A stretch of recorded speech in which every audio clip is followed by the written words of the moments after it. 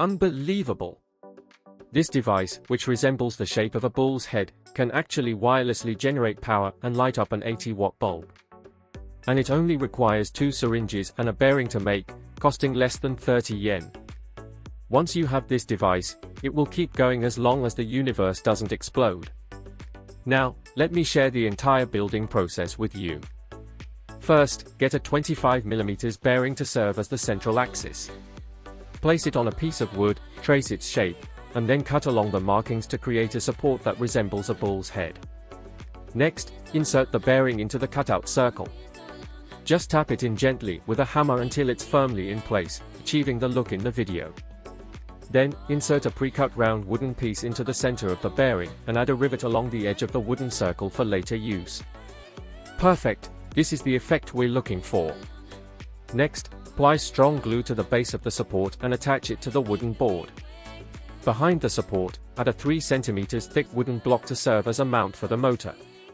Now, take a 12-volt DC motor from a toy car and secure it to the board with screws using clips to hold it firmly. Now for the most critical step. Pay close attention to the details in the video. Get 2 syringes without needles from an online store, remove the syringe pistons, and cut off the piston heads, as shown in the video. Then, find 4 strong magnets that match the pistons in size. Place 2 magnets in each syringe where the piston heads were, ensuring that the magnets repel each other. You might wonder why. Watch until the end, and you'll see. Similarly, attach a round magnet to the syringe sleeve, making sure it also has a repelling effect. Then, get 2 small pieces of iron wire and twist them with a drill to achieve the shape shown in the video. Tie one end of the iron wire to the rivet on the bearing-mounted wood block and the other end to the piston of the syringe.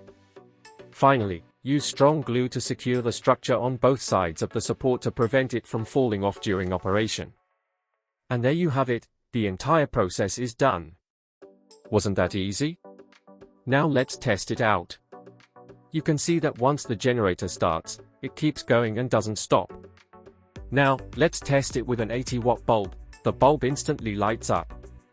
How about that? Did you learn it?